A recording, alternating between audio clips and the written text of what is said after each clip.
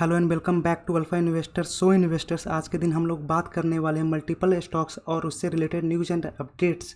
अगर हम लोग अमेरिकन मार्केट की तरफ नज़र डालें तो डाउ जोन्स में आप लोग क्लियरली देख सकते हो कि प्रीवियस ट्रेडिंग डे में डाउ जोन्स में लगभग 1.5% की गिरावट देखने को मिल रही थी और नैस्डैक में भी ऑलमोस्ट उतनी ही गिरावट देखने को मिली थी। हमारे इंडियन मार्केट की ओपनिंग अमेरिकन मार्केट की क्लोजिंग पर डिपेंड करती है। तो जैसा कि आप लोग के देख सकते हैं कि अमेरिकन मार्केट नेगेटिव में क्लोज हुआ था, तो हमारे इंडियन मार्केट भी ओपनिंग नेगेटिव में हुई थी, लेकिन उसके बाद न्यूज़ एंड अपडेट्स हमारे इंडियन मार्केट में भी चलता है, तो उसके बाद हम लोग की मार्केट रैली खाई थी और एक वजह से इंडियन मार्केट में गिरावट देखने को मिली। और जैसा कि हम लोग ऑलरेडी जानते हैं कि 12-1 बजे के आसपास यूरोपियन मार्केट ओपन होता है। तो चलिए हम लोग यूरोपियन मार्केट की चार्ट की तरफ बढ़े तो यूरोप के मोस्ट ऑफ द इंडेक्स में गिरावट देखने को मिलती है। तो ये गिरावट हमारे इंडियन मार्केट में कंटिन्यू पास ऑन हुआ था। अगर हम लोग फेड की मीटिंग की बात करें तो फेड की मीटिंग में जो रेट हाइक देखने को मिली थी वो है 0.25% की। और इसी बीच में बहुत सारे एनालिस्ट का मानना ये भी था कि इस बार फेड रेट हाइक नहीं करने वाला है, और कुछ एनालिस्ट का मानना था कि फेड 0.25% की रेट हाइक करने ही वाला है। और जैसे ही फेड की मीटिंग में जो आउटकम निकल कर आया था, तो जब 0.25% की रेट हाइक हो चुकी तो उस वक्त मार्केट में एक रैली देखने को मिली थी। लेकिन जो लोग लाइव मार्केट को ट्रैक कर रहे होंगे उस वक्त, तो उसके बाद रेट हाइक के न्यूज़ के बाद मिस्टर पवेल साहब की कमेंट्री शुरू होती है, जहां पर पवेल साहब ने बोला था इस साल और भी रेट हाइक देखने को मिल सकते हैं। इसी वजह से मार्केट का सेंटिमेंट काफ़ी ज़्यादा ख़राब हो गया था और अमेरिकन मार्केट बिल्कुल धड़ाम से नीचे जा गिरा था। और वही सब कुछ हमारे इंडियन मार्केट में कभी अमेरिकन मार्केट के बहाने, कभी यूरोपियन मार्केट के बहाने हमारे इंडियन मार्केट में पास ऑन होते हुए देखने को मिला था। और बैक टू बैक जब भी रेट हाइक होगा तो आप लोग ऑलरेडी जानते हो कि अमेरिकन मार्केट का कितनी बुरी हालत है बैंकिंग सिस्टम में। बैंकिंग सिस्टम ऑलरेडी चरमरा रखी है और इस वजह से जो रेट हाइक कंटिन्यूस बेसिस पे देखने को मिलने वाला है, तो ये हमारे इंडियन आईटी स्टॉक को भी डायरेक्टली इनडायरेक्टली प्रभावित करने ही वाला है नियर टर्म में।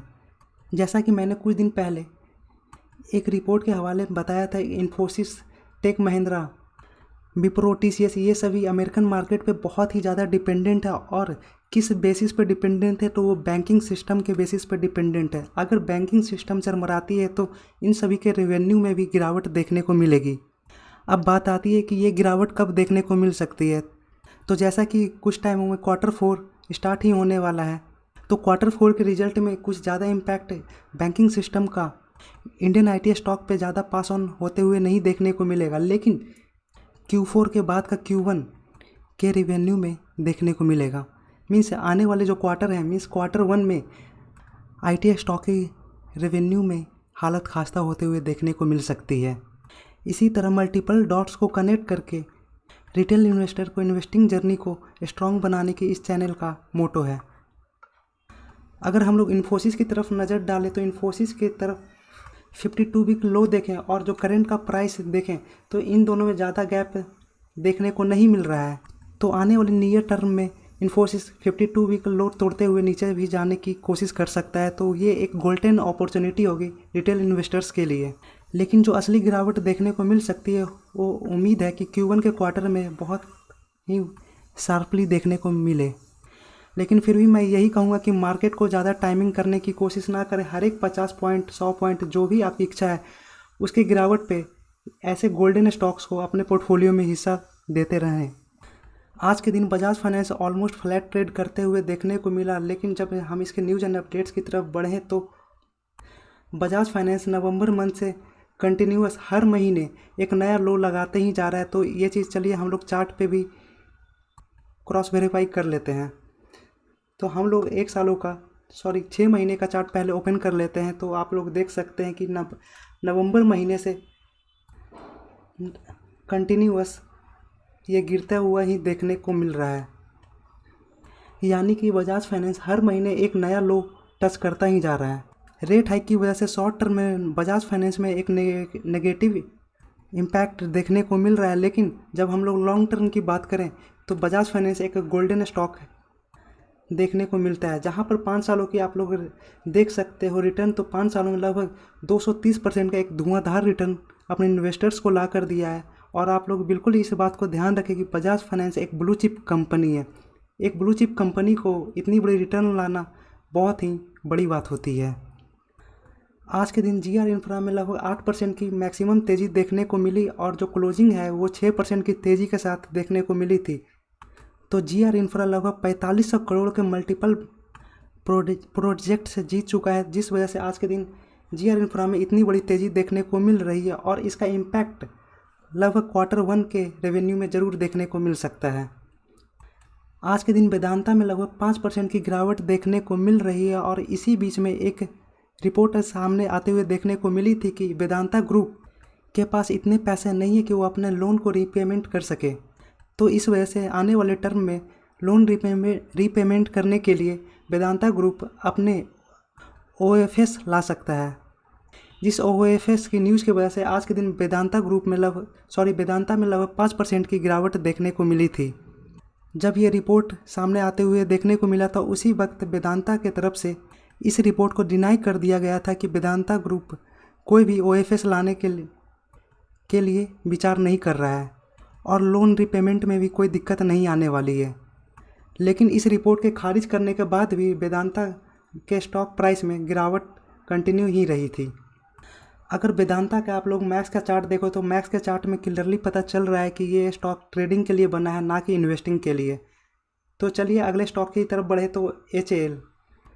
कल लेट नाइट HAL में OFS का न्यूज़ सामने आते हुए देखने को मिली थी, जहां पर HAL में ऑलमोस्ट लगभग 3% का OFS लाने वाली है कंपनी। तो ये OFS 2 हिस्सों में आने वाली है और वो 2 हिस्से का डेट है 23 मार्च और 24 मार्च को, जहां पर 23 मार्च को 1.75% की OFS आने वाली है और 24 मार्च को भी 1.75% की OFS आने वाली है। यानी कि कल के दिन भी 1.75% की OFS मार्केट में रहने ही वाली है। और OFS का जो फ्लोर प्राइस देखने को मिला है वो 2450 रुपये देखने को मिलता है। तो जो भी OFS का प्राइस होता है उसी प्राइस के आसपास स्टॉक प्राइस जाकर एडजस्ट हो जाता है। तो उम्मीद है कि HAL में थोड़ी बहुत और गिरावट बाकी है। भारतीय बाजार में इतनी बड़ी तूफान मचाने के बाद हिंडरबर्ग का एक नया ट्वीट देखने को मिला था, जहां पर ट्वीट में सिर्फ इतनी सी बात लिखी हुई थी, अनदर रिपोर्ट इज कमिंग। और जैसा कि आप लोग जानते हो कि हिंडरबर्ग एक शॉर्ट सेलर कंपनी है, तो अनदर रिपोर्ट इज कमिंग कह के पता नहीं किस कंपनी की बैंड बजने वाली है अगली रिपोर्ट में। तो इसके लिए हम लोगों को वेट एंड वॉच करना ही होगा।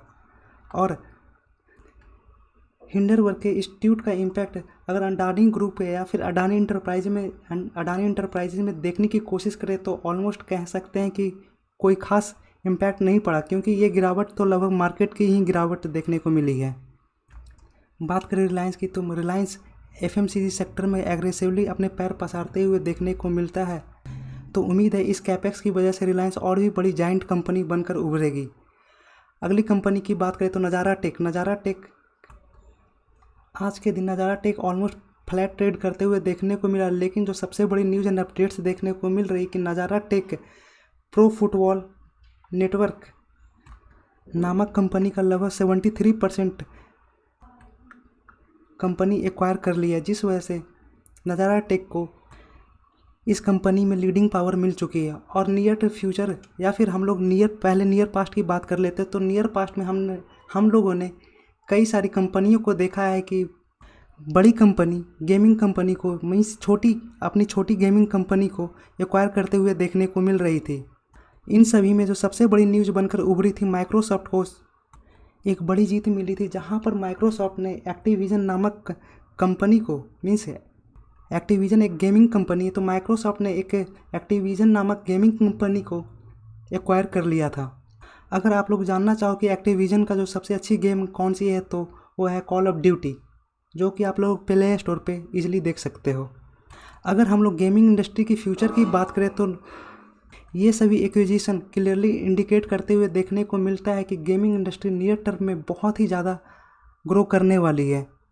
कुछ टाइम पहले एक डेटा और देखने को मिल रही थी, जहां पर सोशल मीडिया से लोग धीरे धीरे घटते हुए देखने को मिल रहे थे।